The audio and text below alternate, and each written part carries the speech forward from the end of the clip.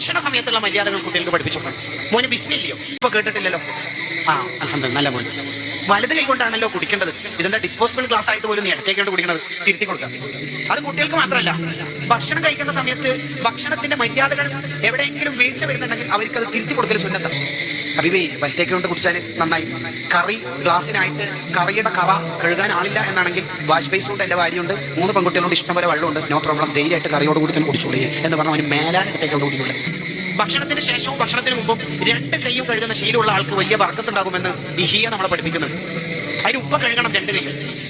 ഉപ്പ കഴുകിയിട്ടാണ് ഈ മോൻക്ക് ഉറപ്പാ. എന്തുകൊണ്ട്? കല്യാണ പന്തലിൽ ഭക്ഷണം കഴിച്ചിട്ട് ചെറുപ്പക്കാരനായ വാപ്പ ചോദിക്കുന്നുണ്ട്, വാഷ് ബേസ് എടുത്തോ?